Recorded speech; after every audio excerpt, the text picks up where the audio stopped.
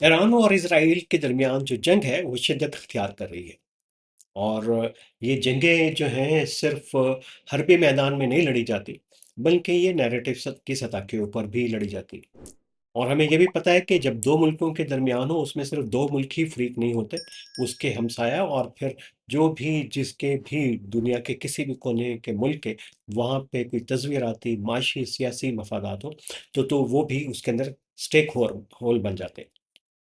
लेकिन ये तो हमें समझ आता है कि ये आईआर के इंटरनेशनल रिलेशंस की सिक्योरिटी की डोमेन्स हैं।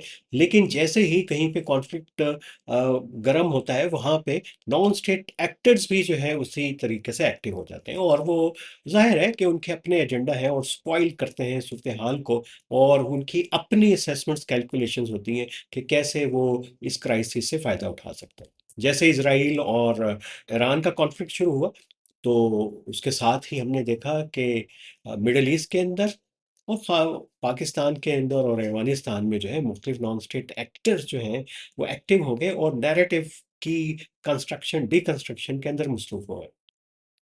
जैसे हमें तवक्को थी कि सबसे पहला रिस्पांस जैश उल अदल की तरफ तरफ से आना था, और जैश उल अदल जो है ये एक इस्लामिस्ट नेशनलिस्ट टाइप का एक बलोच ग्रुप है जो ईरान के अंदर जो है हमले करता है और एक सुन्नी रियासत जो सिस्तान बलूचिस्तान के अजला में कायम करना चाहता है। तो सबसे पहले इसकी तरफ से खुशी का इज़हार हुआ और एक लंबी जो है इसकी स्टेटमेंट आई। और ज़ाहिर है कि वो ईरान के ख़िलाफ़ उसका स्टेटमेंट था। और जो बाकी जो गिरोह हैं, उन्होंने बहुत मोहतात रद्द-ए-अमल दिया है। ज़ाहिर है कि वो अपने आप को लेबल नहीं करना चाहते कि उनको आलम इस्लाम की पॉलिटिक्स से अलग करके देखा जाए और सेक्टेरियन लेंस से देखा जाए।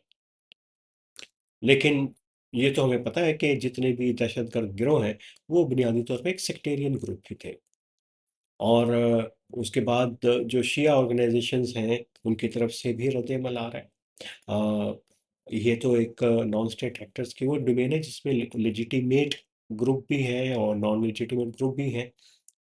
तो सब जो है नैरेटिव की सतह के ऊपर अपनी अपनी आउटरीच भी बढ़ा रहे हैं और अपनी आवाज़ को भी बढ़ा रहे हैं। ज़ाहिर है कि ये जो नॉन स्टेट एक्टर्स की आवाज़ें हैं, ये पब्लिक ओपिनियन को बहुत ज़्यादा मुतासर करती है। और जब पब्लिक ओपिनियन मुतासिर होती है, तो रियासत के ऊपर भी दबाव बढ़ता है। रियासतें ज़ाहिर है कि वो अपने प्रैग्मैटिक सूरत-ए-हाल को देखती हैं, अपने मफ़ाद को सामने रखती हैं और उसके बाद वो फ़ैसला करती हैं। लेकिन एक जब जज़्बाती फ़ज़ा कायम हो जाए, तो तब रियासतें जो हैं उनको बाज़ मर्तबा ऐसी बयानात भी देने पड़ते हैं कि जिससे लगे कि वो इस अवामी जज़्बात की नुमाइंदगी भी कर रहे हैं।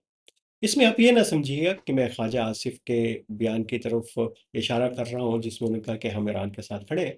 ज़ाहिर है कि ईरान के साथ पाकिस्तान क्या जो अरब ममालिक हैं वो भी खड़े हैं। उनकी कन्फ्रंटेशन जो थी पहले वो अपनी जगह के ऊपर, तो पाकिस्तान भी उसी तरीके से खड़ा है। लेकिन ये शायद ये इंडिकेट करता हो कि जो पब्लिक ओपिनियन बन रही है सोशल मीडिया में और जिसमें काल-अदम फ़िरका वाराना तंज़ीमें बड़ी एकदम से फ़ाल हो गई हैं, वो ख़्वाह वो देवबंदी हों ख़्वाह वो सुन्नी हों या शिया हों, तो वो इस नैरेटिव की शेपिंग के अंदर काम कर रही हैं।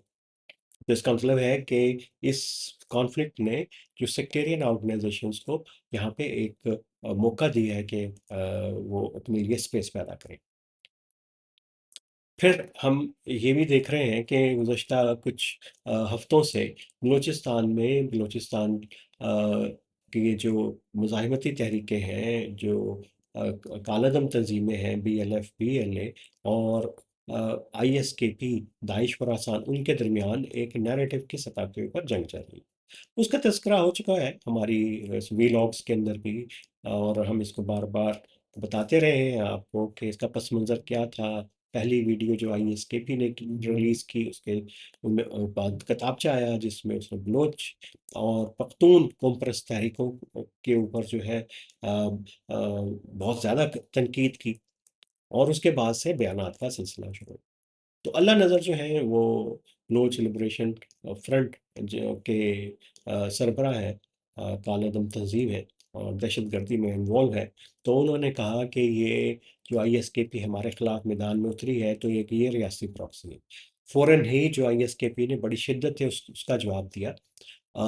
کہ ہم ریاستی پراکسی نہیں ہیں بلکہ ہم اصل مجاہد ہیں، بلکہ یہ جو بلوچ انسرجنس ہیں یہ باہر کی پراکسیز ہیں اور یہ مسلمانوں کو تقسیم کرنا چاہتے ہیں۔ بہرحال یہ انٹینسیفائی ہو گئی ہے یہ صورتحال۔ مہرنگ بلوچ کا جو ٹائم ہے میگزین میں ہے، انہوں نے بھی خطرہ ظاہر کیا ہے کہ آئی ایس کے پی نے ان کو جیسے ٹارگٹ کیا داعش خراسان نے، تو وہ ان کے لیے سیکیورٹی کا خطرہ پہلے بھی ہے اور اس کے ساتھ اور بھی خطرے بڑھ سکتے ہیں۔ لیکن یہ ایک تو انٹرنل چل رہا ہے، اور خاص طور کے پر بی ایل ایف کا تو کہ ہمیں علم میں ہے کہ بی ایل ایف کے ٹھکانے ایران کے اندر ہے، اور ادھر جیش العدل ہے، اور ادھر جو ہے داعش خراسان۔ تو یہ کیسے جو ہے آپس میں ایک دوسرے کے اوپر جو ہے وہ آ، بھروسہ کریں گے اور کیا صورتحال بنے گی؟ ظاہر ہے کہ اب اس میں جیش العدل کا ایرانی مخالف نقطہ نظر تو ہمیں سمجھ میں آتا ہے۔ اب امتحان ہوگا بی ایل ایف اور بی ایل اے جیسی تنظیموں کے لیے کہ وہ کس سائڈ کے اوپر کھڑی ہوتی ہیں، کیونکہ ایران جو ہے ان کو پناہ دیتا رہا ہے، اور اب دیکھنا یہ ہے کہ اس پناہ کے بدلے کیا وہ ایران کے حق میں کوئی بیان دیں گے یا نہیں، یا یہ کہ خاموش رہیں گے یا اس کے خلاف بیان دیں گے۔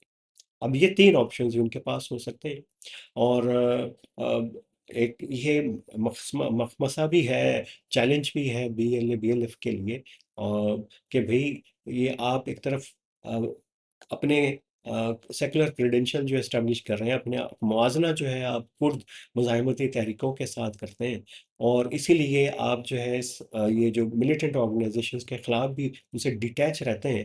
تو اب آپ کا اور ان کا نقطہ نظر ایک ہو گیا ایران کے متعلق، تو پھر کیا چیلنجز ہوں گے؟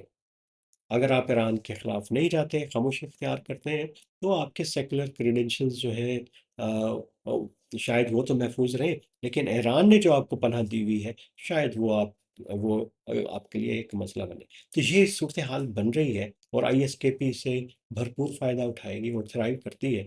تو یہ ان ساری چیزوں کو نظر میں دیکھیے کہ ایک تو بلوچستان کے اندر جو صورتحال کمپلیکس ہو رہی ہے ایران اسرائیل تنازع کی وجہ سے، پاکستان کے اندر جو فرقہ واریت جس کا ہم نے کل بھی ذکر کیا تھا، وہ ریاستی کاوشوں سے کافی حد تک جو ہے وہ دب گئی تھی، وہ پھر سے اس کا سر اٹھانے کا جو خدشہ ہے سیکٹیرین ڈیوائڈ اس کے اوپر بڑھ سکتی ہے۔